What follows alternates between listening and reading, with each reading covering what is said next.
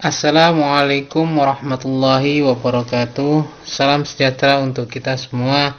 Semoga Tuhan Yang Maha Esa selalu melindungi kita dan memberkahi kesehatan kepada kita semua, serta semangat untuk terus belajar.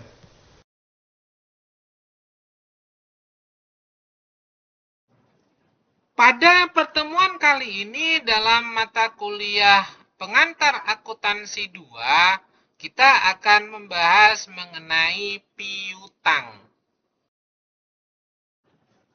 Oleh karena itu, pokok bahasan dalam pertemuan kali ini kita akan membahas yang pertama, apa itu piutang, lalu dilanjutkan dengan piutang tak tertagih, dan dilanjutkan dengan bahasan mengenai penyisihan piutang tak tertagih atau istilah lainnya adalah cadangan kerugian piutang. Lalu bahasan dilanjutkan dengan bahasan mengenai perputaran piutang dan diakhiri dengan bahasan mengenai wesel tagih. Apa itu piutang? Piutang merupakan klaim perusahaan atas uang, barang, atau jasa kepada pihak lain akibat adanya transaksi di masa lalu. Nah, dalam hal ini ada 3 klasifikasi mengenai piutang tersebut. Yang pertama adalah piutang dagang, di mana piutang dagang ini merupakan piutang yang timbul dari adanya penjualan barang atau jasa yang dihasilkan perusahaan secara kredit. Ini yang umum terjadi pada perusahaan. Dan klasifikasi yang kedua terkait dengan piutang yaitu wesel tagih, di mana wesel tagih ini merupakan jumlah yang terutang bagi pelanggan di saat perusahaan telah menerbitkan surat utang formal. Dan yang terakhir dalam klasifikasi piutang adalah piutang lain-lain. Contoh dalam hal ini seperti beban yang dibayar di muka, piutang karyawan, piutang pajak, piutang bunga, dan lain sebagainya. Penjelasan lainnya mengenai klasifikasi piutang terkait dengan piutang dagang, ini biasanya digunakan saat menjual barang atau jasa yang dilakukan secara kredit dan biasanya diperkirakan dapat ditagih dalam waktu yang singkat, sehingga masuk dalam kategori piutang dagang atau account receivable. Nah, yang kedua terkait dengan wesel tagih atau note receivable ini biasanya digunakan saat memberikan kredit dalam bentuk formal secara tertulis yang dalam hal ini biasanya disebut sebagai promissory note. Dan yang berikutnya yang tidak masuk dalam kategori piutang dagang dan wesel tagih itu masuk dalam piutang lainnya, di mana dalam piutang lainnya ini dapat berupa piutang bunga, piutang pajak, piutang karyawan, dan lain sebagainya yang dalam hal ini tidak masuk dalam kategori piutang dagang ataupun wesel tagih. Bahasan berikutnya adalah terkait dengan piutang tak tertagih, di mana kita ketahui piutang itu sebenarnya dicatat dan diakui sebesar jumlah bruto atau nilai jatuh temponya dan juga dikurangi dengan adanya taksiran jumlah yang tidak akan diterima. Karena dalam hal ini kita ketahui ada kemungkinan piutang tersebut itu tidak dapat tertagih sepenuhnya atau bahkan piutang tersebut secara keseluruhan tidak dapat ditagihkan. Nah, dalam hal ini besarnya penyisihan piutang tak tertagih atau istilah lainnya adalah cadangan kerugian piutang, ini dapat ditetapkan pada awal periode akuntansi dan cadangan ini merupakan taksiran piutang yang tidak tertagih. Nah, pada periode berjalannya piutang yang benar-benar tidak tertagih ini, karena mungkin debiturnya lari atau meninggal dunia atau debiturnya mengalami kebangkrutan atau sebab lainnya sehingga debitur tersebut itu tidak dapat melaksanakan pembayaran piutangnya, maka piutang tak tertagih tersebut yang benar-benar dinyatakan tidak tertagih itu harus dihapus dari saldo piutang dan dalam hal ini menjadi kerugian bagi perusahaan. Ada dua metode dalam melakukan penghapusan piutang tak tertagih ini, di mana metode yang pertama adalah metode pencadangan atau dikenal juga dengan metode cadangan kerugian piutang. Dan metode yang kedua adalah metode penghapusan langsung.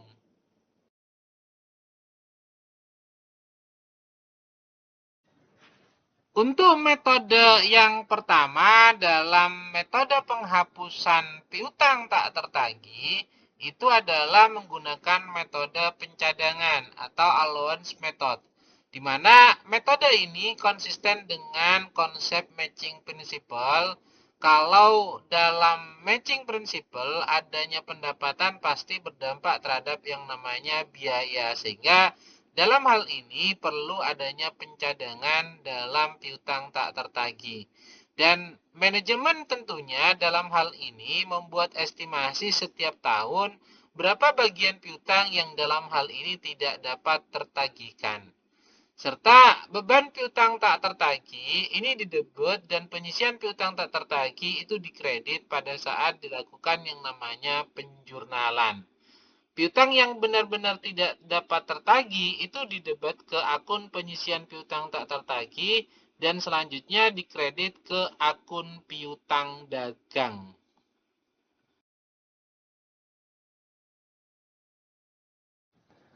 Sebagai sebuah ilustrasi, mungkin dalam hal ini kita ketahui adanya jumlah piutang usaha bersih yang diperkirakan ini dapat tertagih adalah sebesar Rp101.000, di mana ini asal muasalnya adalah adanya piutang sebesar Rp105.000 dan adanya cadangan kerugian piutang sebesar Rp4.000. Sehingga nilai 101.000 itu merupakan nilai realisasi bersih yang dalam hal ini mungkin dapat ditagihkan terkait dengan piutang tersebut. Nah, terkait dalam hal ini maka dibutuhkan yang namanya jurnal penyesuaian dalam mengurangi piutang menjadi nilai realisasi bersih dan mencocokkan beban piutang tak tertagih tersebut itu dengan pendapatan. Nah, korelasi prinsip matching cost inilah kaitannya dengan beban piutang tak tertagih yang dibebankan kepada pendapatan. Artinya, beban kerugian piutang tersebut itu menjadi pengurang terhadap pendapatan yang diperoleh oleh perusahaan.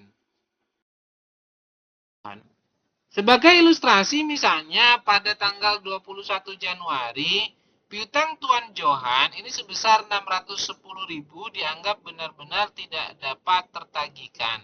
Maka jurnal yang dibuat yaitu penyisian piutang tak tertagih sebesar Rp610.000 didebet pada piutang dagang Tuan Johan sebesar Rp610.000 di kredit. Ini merupakan jurnal untuk menghapus piutang tak tertagih.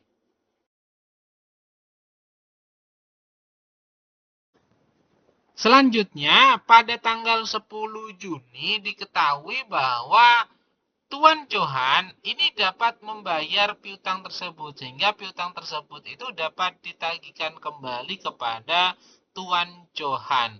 Maka dalam hal ini perusahaan perlu melakukan pencatatan kembali piutang Tuan Johan yang telah dihapus karena ternyata piutang tersebut itu dapat ditagihkan. Maka jurnal yang dibuat yaitu piutang dagang sebesar Rp610.000 didebet, sedangkan kreditnya ini mengkredit kembali penyisihan piutang tak tertagih sebesar Rp610.000 di kredit.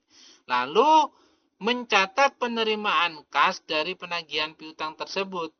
Karena pada tanggal 10 Juni itu Tuan Johan langsung melunasi piutang tersebut sehingga perusahaan menerima kas sebesar Rp610.000 dari adanya pembayaran piutang.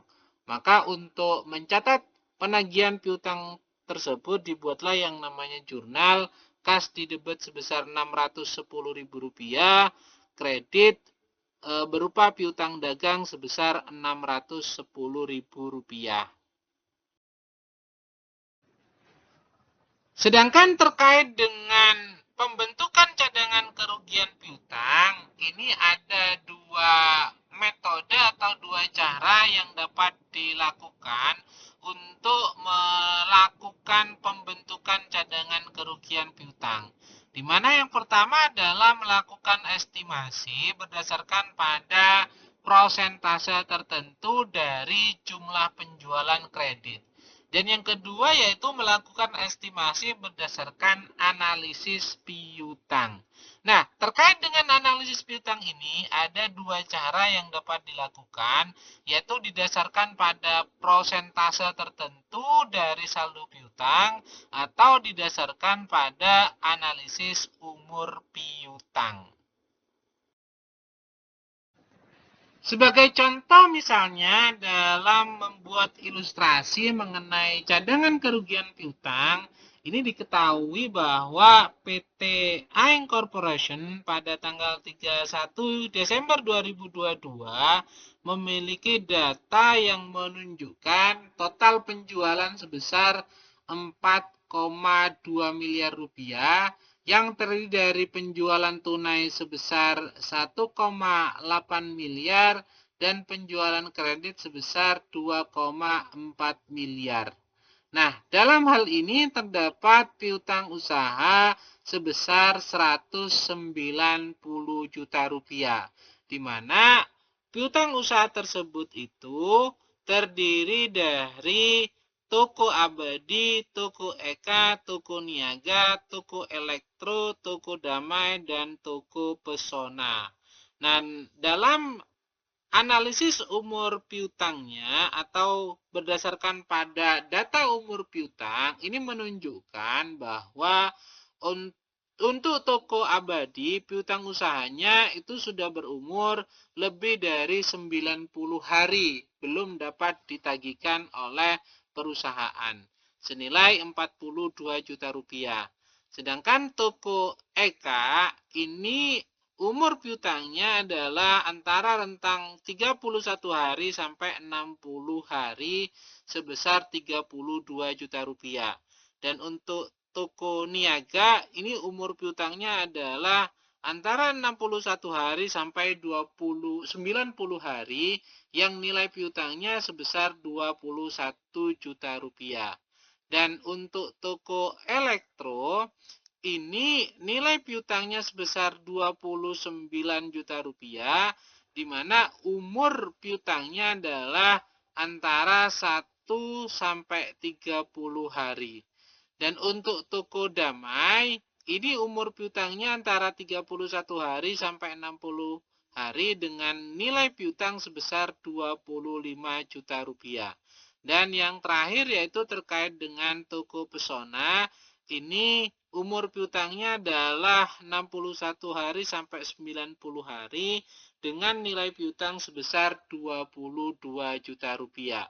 Nah, berdasarkan data tersebut terlihat bahwa untuk piutang antara rentang usia 1 sampai 30 hari ini senilai 29 juta rupiah. Sedangkan piutang di umur 31 hari sampai 60 hari ini sebesar 57 juta rupiah.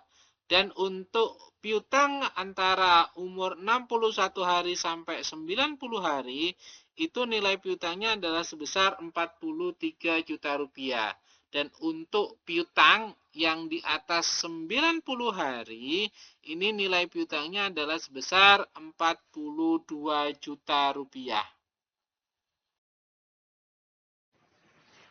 Berdasarkan data tersebut, maka ditetapkan penyisihan piutang tak tertagih atau cadangan kerugian piutang dengan ketentuan yang pertama adalah sebesar 0,5% dari penjualan kredit. Dan yang kedua adalah sebesar 5% dari saldo piutang. Dan yang ketiga adalah berdasarkan umur piutang piutang, yaitu 1% untuk umur piutang 1 sampai 30 hari, 3% untuk umur 31 hari sampai 60 hari, 5% untuk umur 61 hari sampai 90 hari, dan 10% untuk umur piutang yang lebih dari 90 hari. Nah, dalam hal ini sebenarnya tiga hal tersebut itu merupakan opsi yang dibuat oleh perusahaan dalam hal membuat cadangan penyisihan piutang tak tertagih. Sebagai opsi pertama dalam membuat cadangan kerugian piutang atau penyisihan kerugian piutang ini dengan memperhitungkan 5% dari penjualan kredit. Dan kita ketahui berdasarkan data yang ada, penjualan kredit yang dilakukan oleh PT Aing Corporation berdasarkan data di 31 Desember 2022, nilainya adalah sebesar 2,4 miliar. Sehingga nilainya kalau ditentukan sebesar 0,5% dari penjualan kredit, kita dapat membuat penyisihan piutang tak tertagihnya dengan perhitungan 0,5% dikali 2,4 miliar, ketemu nilainya adalah sebesar 12 juta rupiah. Sehingga dalam hal ini penyisihan kerugian piutang yang akan diakui oleh perusahaan sebesar 12 juta rupiah sebagai bentuk opsi dari estimasi berdasarkan pada prosentase tertentu dari jumlah penjualan kredit. Lalu dibuatlah yang namanya jurnal beban kerugian piutang sebesar 12 juta rupiah di debit pada penyisihan piutang tak tertagih atau cadangan kerugian piutang sebesar 12 juta rupiah di kredit. Nah, untuk opsi yang kedua, ini ditetapkan yaitu sebesar 5% dari saldo piutangnya. Dan kita ketahui berdasarkan data di 31 Desember 2022 menunjukkan bahwa piutang usaha itu sebesar 190 juta yang dimiliki oleh PT Aing Corporation. Dan dalam hal ini untuk membuat cadangan kerugian piutang itu ditetapkan sebesar 5% dari saldo piutang. Nah, untuk menentukan berapa cadangan kerugian piutangnya, kita dapat melakukan perhitungan yaitu 5% dikali dengan saldo piutang sebesar 190 juta rupiah, ketemu nilainya adalah 9.500.000 rupiah.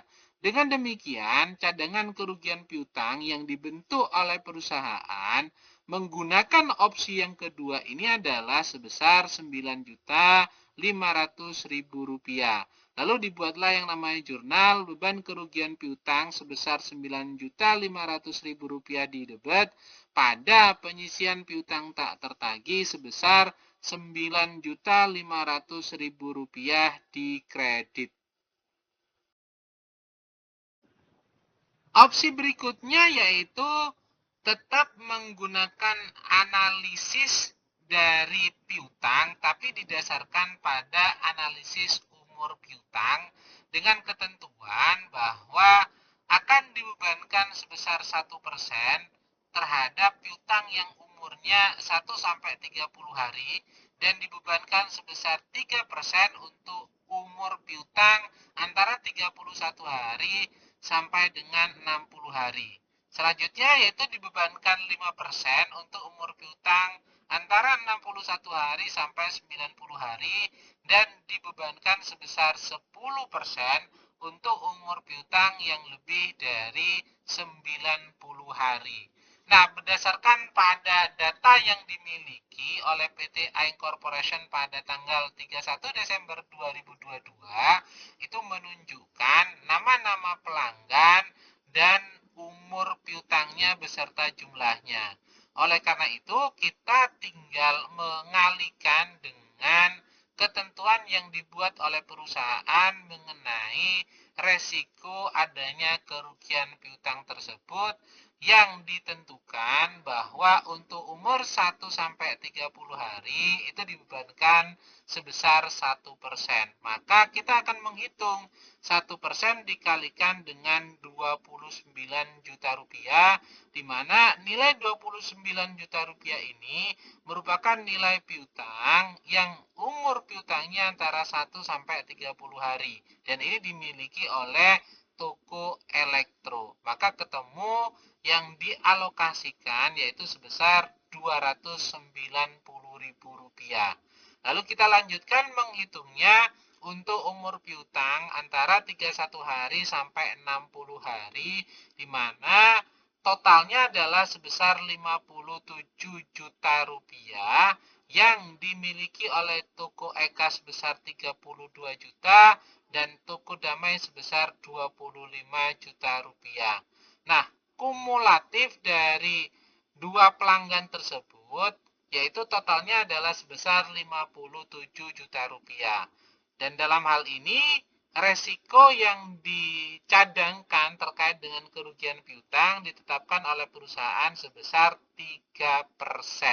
Maka ketemunya 3% dikali 57 juta rupiah ini adalah ketemu 1.710.000 rupiah.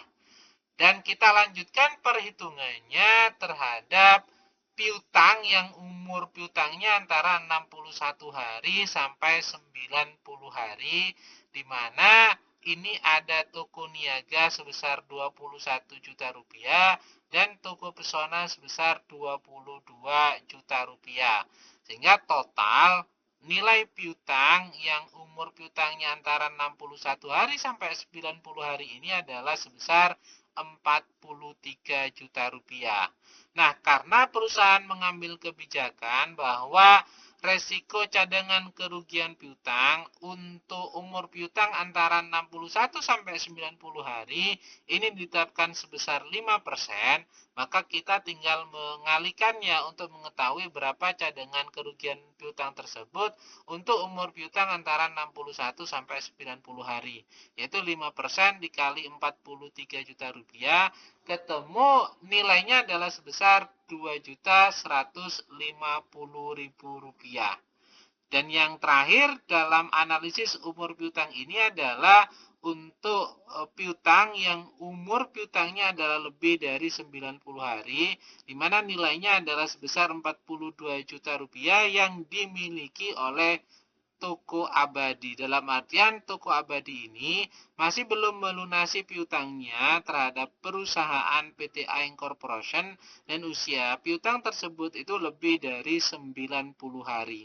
Nah, berdasarkan pada kebijakan yang diambil oleh perusahaan, di mana perusahaan menetapkan risiko cadangan kerugian piutang untuk piutang yang tidak tertagihnya itu berusia lebih dari 90 hari, maka dibebankan sebesar 10%. Dikalikan dengan 42 juta, ketemu nilainya adalah Rp4.200.000. Ingat dalam hal ini, semakin lama umur piutang tersebut, maka perusahaan tentunya akan menilai prosentase lebih tinggi resikonya mengenai cadangan kerugian piutang tersebut. Dan dari perhitungan tersebut dapat kita ketahui secara kumulatif nilai cadangan kerugian piutang berdasarkan pada analisis umur piutang adalah sebesar Rp8.350.000. Dan jurnal yang dibuat adalah beban kerugian piutang sebesar Rp8.350.000 di debit pada kredit berupa penyisian piutang tak tertagih sebesar Rp8.350.000.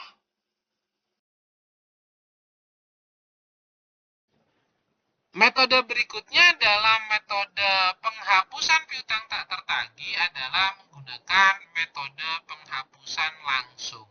Apa itu metode penghapusan langsung? Metode ini merupakan metode penghapusan piutang dengan cara menunggu terlebih dahulu sampai diperoleh kepastian bahwa piutang tersebut itu benar-benar tidak dapat tertagih tanpa harus dibuatkan estimasinya terlebih dahulu. Artinya, tetap diakui sebagai piutang terlebih dahulu, baru pada saat ada kepastian bahwa piutang tersebut itu benar-benar tidak dapat ditagihkan, baru dibuat yang namanya penghapusan piutang tak tertagih. Dan yang perlu diketahui bahwa metode ini tidak konsisten dengan matching principle. Kenapa?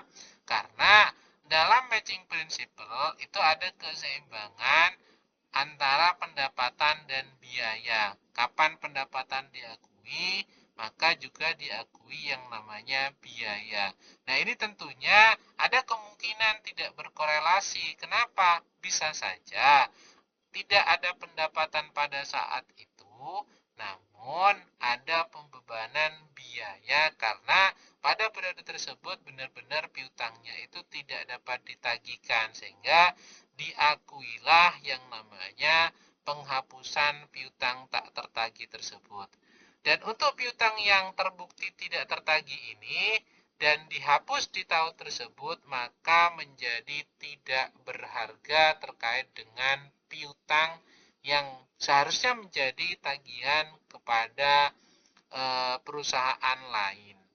Nah, untuk beban piutang tak tertagih ini, penjurnalannya adalah di debit, sedangkan piutang dagang dikredit untuk setiap transaksi penghapusannya. Sebagai ilustrasi, di tanggal 10 Mei ini ada piutang Tuan Rosan yang ditetapkan tidak dapat tertagih sebesar 420.000 yang dihapus dari pencatatan piutang. Maka jurnal yang dibuat itu langsung diakui sebagai beban piutang tak tertagih. Jurnal yang dibuat adalah beban piutang tak tertagih sebesar 420.000 rupiah di debit, pada piutang dagang Tuan Rosan sebesar Rp420.000 di kredit.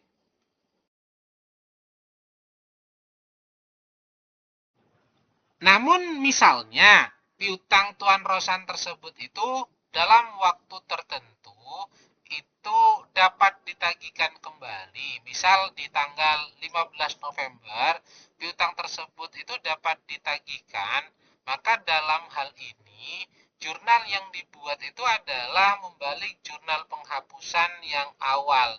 Jurnal yang dibuat adalah piutang dagang Tuan Rosan, itu diakui kembali dengan memasukkan di debit sebesar Rp420.000 pada beban piutang tak tertagih sebesar Rp420.000 di kredit. Ini tentunya untuk mengeliminir jurnal yang sebelumnya. Artinya mengembalikan piutang yang telah dihapus pada tanggal 10 Mei tersebut.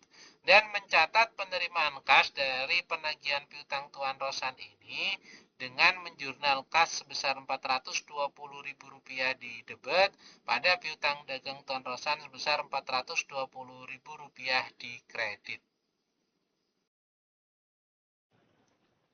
Untuk memahami kedua metode tersebut, baik metode pencadangan atau metode penghapusan langsung dalam piutang tak tertagih, kita coba membuat ilustrasi soal kasus untuk membandingkan dua metode tersebut.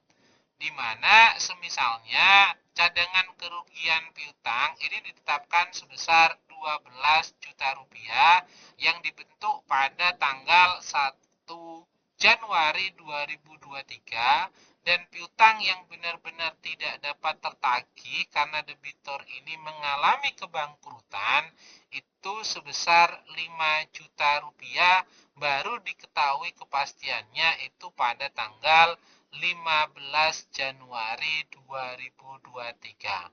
Oleh karena itu, jurnal yang dibuat untuk metode cadangan kerugian piutang pada tanggal 1 Januari 2023 adalah beban kerugian piutang pada cadangan kerugian piutang sebesar 12 juta rupiah. Sedangkan untuk metode penghapusan langsung itu tidak ada penjurnalannya di tanggal 1 Januari 2023 atau pada saat dibentuk yang namanya cadangan kerugian piutang atau penyisihan piutang tidak tertagih. Dan baru pada tanggal 15 Januari 2023 ini dibuat yang namanya penjurnalan baik metode cadangan kerugian piutang atau metode penghapusan langsung. Nah, perbedaan penjurnalannya untuk metode cadangan kerugian piutang, ini jurnalnya adalah mengurangi terhadap cadangan kerugian piutang yang telah dibentuk. Sehingga jurnal yang dibuat adalah cadangan kerugian piutang di debit sebesar 5 juta rupiah pada piutang dagang sebesar 5 juta rupiah di kredit. Sedangkan untuk metode penghapusan langsung, di tanggal 15 Januari 2023 ini, penjurnalnya adalah beban kerugian piutang sebesar 5 juta rupiah pada piutang dagang sebesar 5 juta rupiah. Artinya, metode penghapusan langsung ini langsung mengakui sebagai beban kerugian piutang. Sedangkan untuk memahami mengenai piutang bersih atau net piutangnya, bila kita membandingkan antara metode cadangan kerugian piutang atau metode pencadangan ini dengan metode penghapusan langsung, dapat kita lihat perbandingannya di setiap periodenya, di mana pada tanggal 1 Januari 2023 untuk piutang bersih menggunakan metode cadangan kerugian piutang itu nilainya adalah sebesar 178 juta rupiah. Ini diperoleh dari pencatatan piutang yang awalnya 190 juta rupiah lalu dibuat yang namanya cadangan kerugian piutang sebesar 12 juta rupiah. Maka ketemu nilai piutang bersihnya adalah sebesar 170 juta rupiah. Sedangkan untuk metode penghapusan langsung terkait dengan piutang tak tertagih ini, pada tanggal 1 Januari 2023, nilai piutang bersihnya itu masih sama dengan yang tercatat, yaitu sebesar 190 juta rupiah. Kenapa? Karena pada tanggal 1 Januari 2023 ini tidak ada pencadangan apapun dengan metode penghapusan langsung ini. Sehingga pencadangan yang dibuat itu tidak diakui dengan menggunakan metode penghapusan langsung.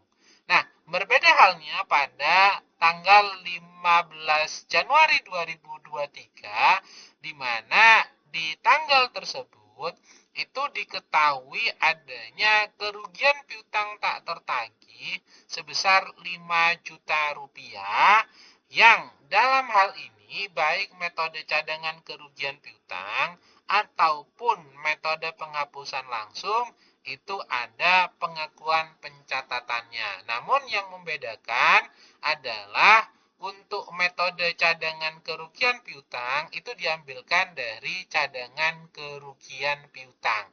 Misal dalam hal ini piutang yang tercatat sebesar 190 juta rupiah dan adanya beban kerugian piutang sebesar 5 juta rupiah itu diambilkan dari cadangan kerugian piutang yang awalnya 12 juta rupiah menjadi 7 juta rupiah sehingga piutang bersihnya tetap sebesar 178 juta rupiah. Nah, ini tentunya berbeda dengan metode penghapusan langsung di mana piutang yang tercatat itu adalah sebesar 190 juta rupiah, sedangkan penghapusan piutang tak tertagih yang menjadi beban kerugian piutang sebesar 5 juta rupiah pada tanggal 15 Januari 2023 tersebut itu mempengaruhi terhadap piutang bersihnya yang menjadi 185 juta rupiah. Yang angka tersebut diperoleh dari 190 juta rupiah dikurangi 5 juta rupiah.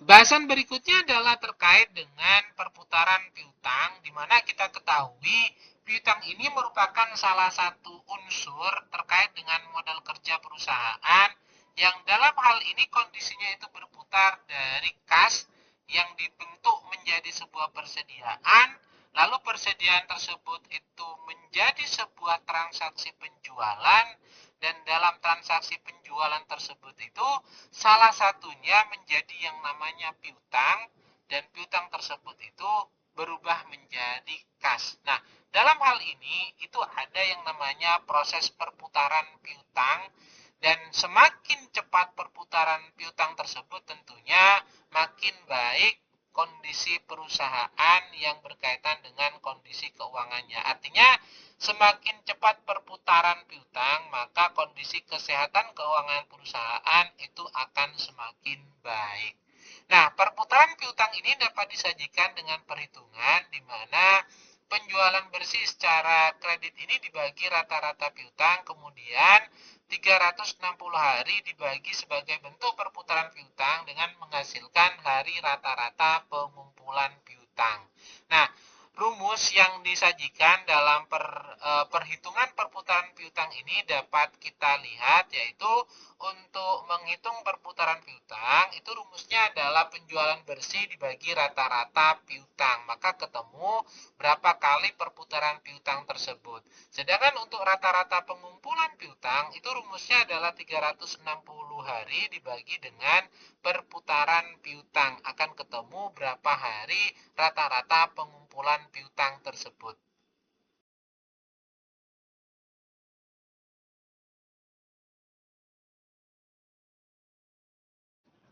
Contoh misalnya dalam hal ini terkait dengan perputaran piutang, misal di tahun 2023 dan di tahun 2022 itu disajikan data mengenai penjualan kredit bersih, yaitu di tahun 2023 sebesar 36 juta, sedangkan di tahun 2022 itu sebesar 32.500.000 rupiah.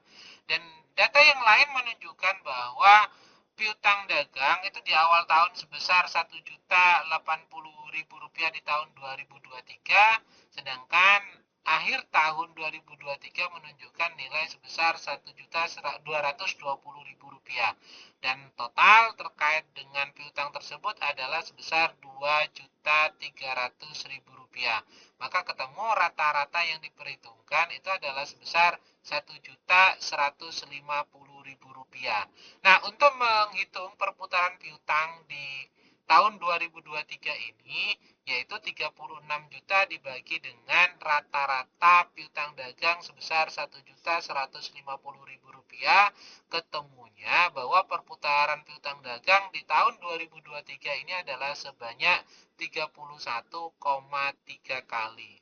Sedangkan untuk tahun 2022 ini diketahui bahwa penjualan kredit sebesar 32.500.000 rupiah, sedangkan data piutang dagang menunjukkan untuk awal tahun nilainya adalah 1.050.000 rupiah, akhir tahun menunjukkan data 1.080.000 rupiah, dan total untuk piutang dagangnya adalah sebesar 2.130.000 rupiah, yang artinya rata-rata piutang dagangnya adalah sebesar 1.115.000 rupiah.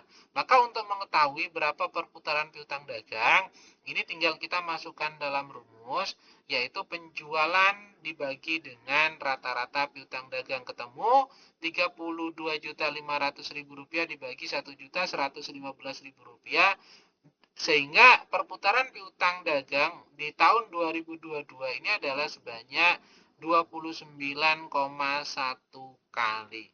Dan fungsi dari perputaran piutang dagang ini adalah untuk menilai efisiensi penagihan piutang dan manajemen kredit perusahaan. Artinya semakin cepat perputaran piutang dagangnya, tentunya akan berdampak pada kesehatan keuangan yang lebih baik. Sedangkan untuk menghitung jumlah hari rata-rata piutang, ini ada dua rumus yang bisa dipergunakan, yaitu yang pertama adalah rumus piutang dagang di akhir tahun dibagi dengan rata-rata penjualan harian, dan dalam hal ini Kita ketahui piutang dagang di akhir tahun saldonya adalah sebesar Rp1.220.000 di akhir tahun 2023. Dibagi rata-rata penjualan harian, kita ketahui penjualannya adalah sebesar Rp36 juta dibagi 360 hari. Maka ketemu rata-rata piutang itu adalah terkait dengan jumlah harinya sebanyak 12 hari. Sedangkan kalau misalnya menggunakan rumusan yang lain, yaitu rumus rata-rata pengumpulan piutang, di mana 36 hari dibagi dengan perputaran piutang, itu menunjukkan bahwa di tahun 2023 tinggal kita bagikan 36 hari dibagi dengan perputaran piutang sebanyak 31,3 kali, ketemunya adalah 11,5 hari. Artinya kalau kita bulatkan, jumlah hari rata-rata dengan dua metode perhitungan tersebut itu sama, yaitu menunjukkan 12 hari di tahun 2023. Artinya 12 hari tersebut piutang itu dapat berubah menjadi kas itu dalam waktu 12 hari. Nah, kegunaan dari rumusan atau menghitung jumlah hari rata-rata piutang ini adalah untuk menilai efisiensi penagihan piutang dan manajemen kredit perusahaan. Pembahasan terakhir adalah terkait dengan wesel tagih, di mana wesel tagih ini merupakan janji tertulis tidak bersyarat dari satu pihak kepada pihak lain untuk membayar sejumlah uang di masa yang akan datang. Nah, jika pada saat wesel tagih ini jatuh tempo dan pihak penerbit wesel ini tidak melunasi kewajibannya, maka dalam hal ini pihak yang mendiskontokan wesel tersebut itu bertanggung jawab terhadap pelunasan kewajibannya kepada pihak kreditor.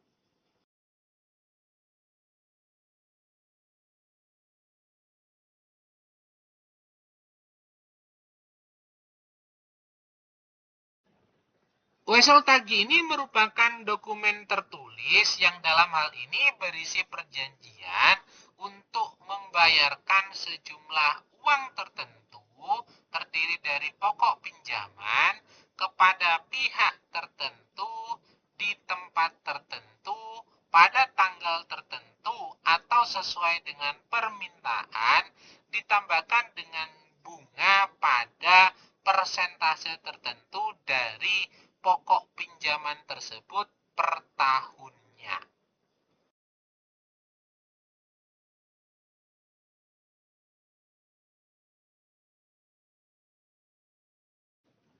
Sebagai bentuk ilustrasi terkait dengan bagaimana mengetahui tanggal jatuh tempo dari wesel tagih, ini kita ketahui wesel tagih jatuh temponya itu sama dengan tanggal kapan wesel tersebut itu dilunasi. Artinya tanggal kapan wesel itu dilunasi disebut sebagai tanggal jatuh tempo.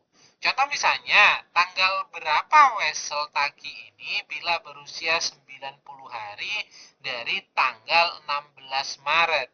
Sehingga untuk jatuh tempo 90 hari berikutnya dari tanggal 16 Maret, kita hitung bahwa jumlah wesel tagihnya itu adalah selama 90 hari. Sedangkan jumlah hari di bulan Maret itu ada 31 hari dan tanggal terbitnya wesel ini adalah di tanggal 16 Maret. Maka sisa hari di bulan Maret itu adalah 15 hari. Dan ketika kita kurangkan itu masih menyisakan 75 hari lagi. Sedangkan di bulan April itu jumlah harinya ada 30 hari dan ketika kita kurangkan itu masih menyisakan 45 hari lagi.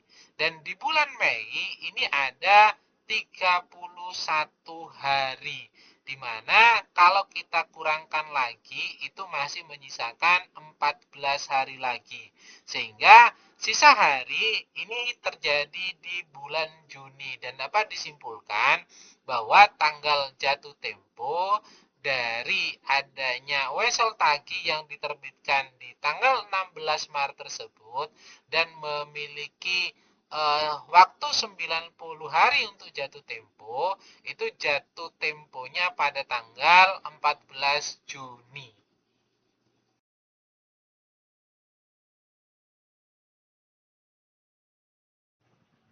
Nah, sekarang untuk memahami terkait dengan nilai jatuh tempo wesel tagih sebagai bentuk ilustrasi di mana jumlah terutang saat jatuh tempo ini disebut sebagai nilai jatuh tempo. Misal dalam hal ini sebagai bentuk ilustrasi, menerima wesel tagih sebesar 6 juta rupiah dengan tingkat bunga 12% dan 30 hari wesel tertanggal 21 November 2002 untuk penyelesaian piutang Tuan Bona. Nah, untuk perhitungan bunganya, yaitu pokok wesel tagihnya sebesar 6 juta rupiah dikalikan dengan tingkat bunga sebesar 20% dikalikan dengan waktu wesel tagih tersebut, yaitu 30 hari per 360. Maka ketemu nilai bunganya adalah sebesar Rp60.000.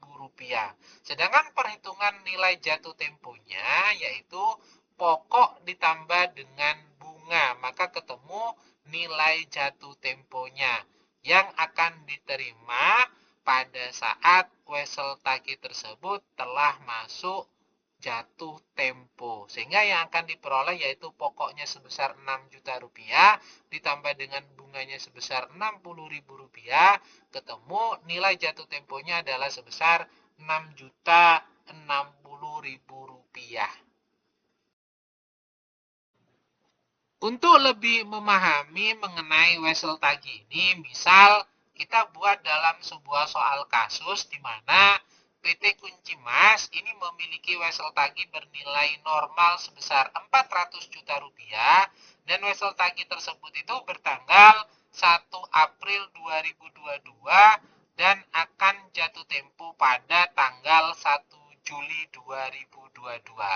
Dan pada tanggal 21 April 2022, PT Kunci Mas ini mendiskontokan wesel tagih tersebut dengan tingkat diskonto sebesar 15%. Nah, pertanyaannya, bagaimana perhitungan dan jurnal wesel tagih tersebut bila mana wesel tersebut itu tidak berbunga? Dan yang kedua, bagaimana perhitungan dan jurnal wesel tagih tersebut itu bila mana wesel tersebut itu berbunga 24% per tahun. Untuk menyelesaikan soal kasus tersebut, maka kita akan urai satu persatu terkait dengan pertanyaan yang diajukan, di mana untuk yang pertama kita akan melakukan perhitungan dengan wesel yang tidak berbunga, artinya wesel tagih tidak berbunga. Nah, hal yang pertama dilakukan yaitu menghitung hari diskontonya, di mana kita ketahui bahwa wesel tagih tersebut itu diterbitkan di tanggal 21 April dan dan bulan April ini terdiri dari 30 hari. Maka hari diskonto di bulan April ini adalah sebanyak 10 hari yang bisa diakui. Sedangkan bulan Mei itu sebanyak 31 hari dan bulan Juni sebanyak 30 hari. Dan untuk bulan Juli, karena jatuh temponya di tanggal 1 Juli, maka yang terhitung adalah 1 hari. Dengan demikian, jumlah hari diskonto dalam wesel tagih tersebut itu adalah sebanyak 72 hari. Maka selanjutnya kita melakukan perhitungan mengenai nilai wesel tagih tidak berbunga, di mana nilai wesel tagihnya adalah sebesar 400 juta rupiah dan kita dalam hal ini menghitung diskontonya yaitu 400 juta rupiah dikali jumlah hari diskonto yaitu 72 hari dibagi 360 hari dikali dengan bunga weselnya, bunga diskontonya, di mana tingkat bunga diskonto wesel tersebut itu adalah sebesar 15%. Ketemu nilainya adalah 12 juta rupiah. Dengan demikian, untuk perhitungan wesel tidak berbunga ini, uang yang diterima itu hanya sebesar 388 juta rupiah. Sehingga jurnal yang dibuat adalah kas di debit sebesar 388 ribu rupiah, beban bunga diskonto di debit sebesar 12 juta rupiah, pada wesel tagih sebesar 400 juta rupiah di kredit. Sedangkan untuk menyelesaikan pertanyaan yang kedua dalam soal kasus tersebut, yaitu menghitung wesel tagih berbunga 24% per tahunnya. Dan yang perlu dilakukan pertama yaitu sama menghitung berapa hari diskontonya.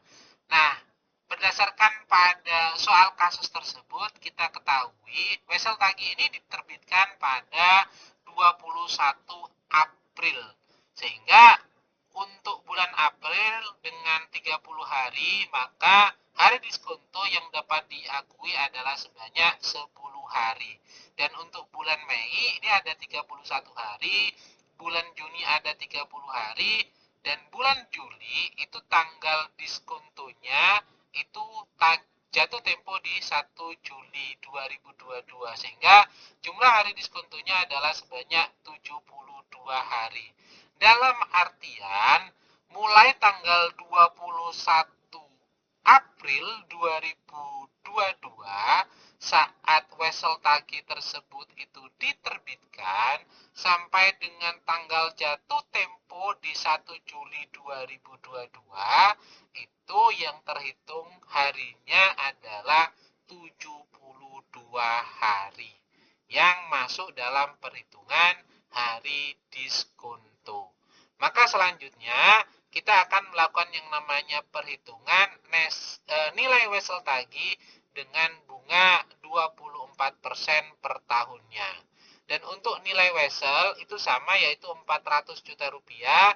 Kita akan melakukan perhitungan terkait dengan bunga wesel tagihnya, di mana 400 juta rupiah dikali 24% dikali 3 per 12, di mana 3 per 12 ini merupakan periode untuk pengakuan wesel tagih tersebut, yaitu antara 21 April sampai 1 Juli itu selama 3 bulan. Sedangkan 12 bulan ini adalah jumlah bulan selama 1 tahun. Maka ketemu nilai bunga weselnya, karena ini perhitungannya adalah per tahun, maka kita harus menghitung per bulannya. Dan kumulasinya ada 3 bulan. Ketemu bunga wesel selama 3 bulan adalah sebesar 24 juta rupiah. Sehingga nilai pada saat jatuh tempo itu uang yang akan diterima dengan adanya bunga wesel tersebut itu adalah sebesar 424 juta rupiah. Namun karena ada diskonto yang perlu diperhitungkan dengan perhitungan yaitu 400 juta dikali 72 hari dibagi 360 hari dikalikan dengan bunga diskonto 15%, ketemu nilai diskontonya adalah sebesar 12 juta rupiah. Maka dalam hal ini, nilai jatuh tempo sebesar 424 juta rupiah itu dikurangi dengan nilai diskonto sebesar 12 juta rupiah, ketemu uang yang akan diterima itu sebesar 412 juta rupiah. Oleh karena itu, jurnal yang dibuat adalah kas di debit sebesar 412 juta rupiah, beban bunga diskonto sebesar 12 juta rupiah di debit, pada wesel tagih sebesar 400 juta rupiah di kredit, dan pendapatan bunga sebesar 24 juta rupiah di kredit. Mungkin itu dulu paparan yang dapat saya sampaikan. Mudah-mudahan dapat dipahami dengan baik. Bila ada hal yang kurang berkenan, saya mohon maaf sebesar-besarnya. Saya akhiri, wabillahi taufik wal hidayah. Wassalamualaikum warahmatullahi wabarakatuh. Jangan lupa untuk selalu menjalankan pola hidup sehat dan bersih. Semoga Tuhan Yang Maha Esa selalu menganugerahkan kesehatan kepada kita semua. Amin. Terima kasih.